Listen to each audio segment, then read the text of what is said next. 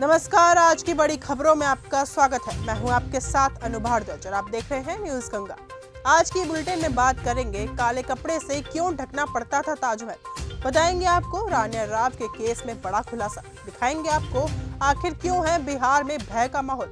और बुलेटिन के आखिरी में देखेंगे ईरान में हिजाब पर ड्रोन और ऐप से नजर। लेकिन दिन भर की तमाम खबरों से पहले एक नजर डालेंगे सुर्खियों पर।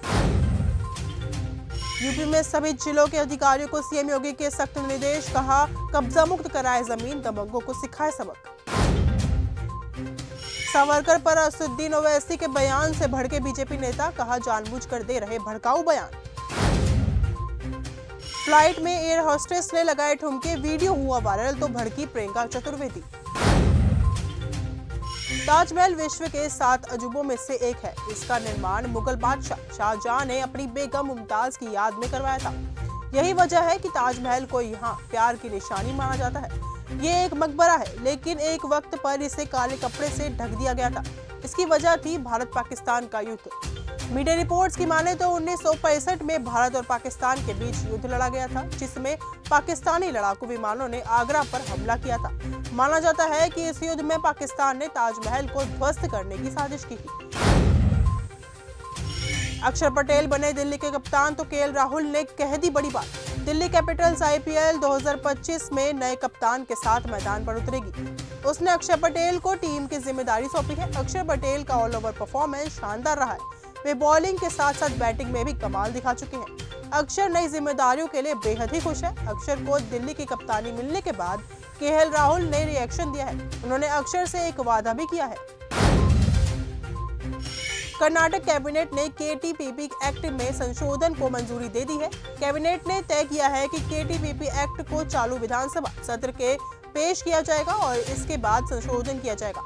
इस एक्ट में बदलाव सिर्फ इसलिए किए गए हैं ताकि सरकारी टेंडरों में मुस्लिम ठेकेदारों को आरक्षण दिया जा सके। इस आरक्षण की सीमा 4% रखी जानी चाहिए। सूत्रों के हवाले से ये जानकारी सामने आई है। बहुजन समाज पार्टी की मुखिया मायावती के समाजवादी पार्टी के साथ सुर मिलते दिखाई दे रहे हैं। बसपा के संस्थापक काशीराम की जयंती के मौके पर मायावती ने पार्टी समर्थकों और कार्यकर्ताओं को बड़ा आदेश दिया है। अखिलेश यादव की मांग का समर्थन किया है, जिसके बाद प्रदेश की सियासत में नया मोड़ आते दिख रहा है। मायावती के इस कदम से आने वाले समय में भारतीय जनता पार्टी की मुश्किलें बढ़ सकती हैं। कन्नड़ एक्ट्रेस रानी राव के गोल्ड तस्करी केस में बड़ा खुलासा हुआ है। जांच में सामने आया है कि रानी राव गोल्ड ट्रांसपोर्ट करने में सरकारी गाड़ी का इस्तेमाल करती थी। दरअसल रानी राव डीजीपी रामचंद्र राव की सौतेली बेटी हैं। डीजीपी रामचंद्र राव को भी सरकार की तरफ से एक अतिरिक्त कार दी गई थी। रानी राव ने सरकारी वाहन से ही सोना पहुंचाया। जांच के दौरान पता चला कि रानी राव ने इसी गाड़ी से कई बार एयरपोर्ट तक सफर किया है। कांग्रेस ने केंद्र सरकार की जीएसटी नीति पर फिर हमला बोला है। कांग्रेस ने 100 करोड़ रुपए का टैक्स नोटिस जारी करने के बाद कांग्रेस ने इसे जीएसटी का उदाहरण दिया है। पार्टी का मानना है कि ये आसान व्यापार के दावों की असलियत है। कांग्रेस ने जीएसटी 2.0 की मांग दोहराई है, जिसमें कर प्रणाली को सरल बनाया जाए। बिहार के मुंगेर में एएसआई की हत्या पर आरजेडी ने नीतीश सरकार पर हमला बोला है। राजद ने कहा कि बिहार में भय का माहौल है, यहाँ कोई भी सुरक्षित नहीं है। वहीं कांग्रेस ने भी निशाना साधते हुए कहा कि जहां पुलिस अधिकारी सुरक्षित नहीं हो सकते, वहां कांग्रेस कैसे सुरक्षित रहेगी। बिहार में जंगल राज है, अपराधी बेखौफ घूम रहे हैं। बिहार के मुंगेर में एएसआई की हत्या के आरोपी का एनकाउंटर।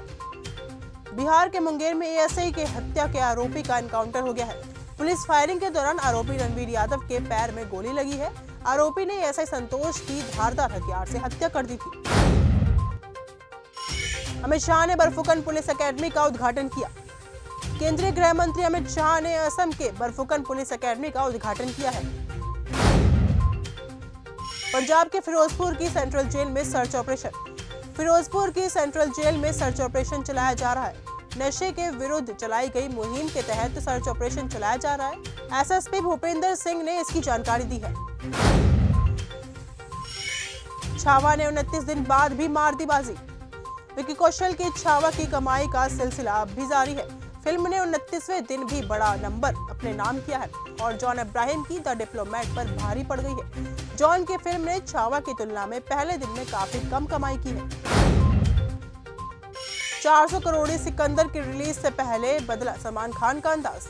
सलमान खान सिकंदर को लेकर चर्चा में है। फैंस को फिल्म के ट्रेलर का बेहद ही ज्यादा इंतजार है, लेकिन 400 करोड़ी सिकंदर की रिलीज से पहले सलमान खान नए लुक में नजर आ रहे हैं। एक्टर ने अपने हेयर स्टाइल चेंज कर लिया है। सलमान का वीडियो काफी वायरल हो रहा है।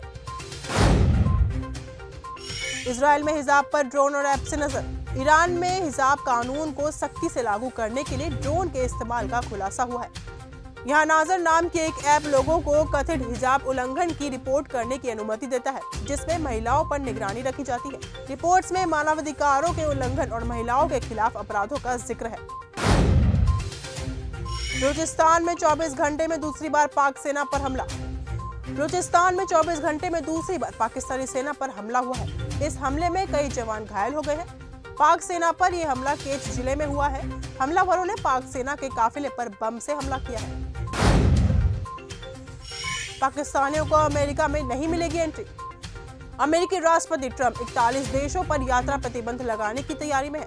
मीडिया रिपोर्ट्स की माने तो इन देशों में से कुछ पर पूर्ण वीजा प्रतिबंध, कुछ पर आंशिक प्रतिबंध और कुछ पर सुधार के लिए 60 दिन का समय दिया जा सकता है। अगर ऐसा होता है तो आने वाले समय में इसका असर पाकिस्तान और अफगानिस्तान के लोगों पर पड़ सकता है। तो फिलहाल आज के इस बुलेटिन में सिर्फ इतना ही। देश और दुनिया की तमाम खबरों के साथ ऐसे ही जुड़े रहने के लिए देखते रहिए न्यूज़ गंगा।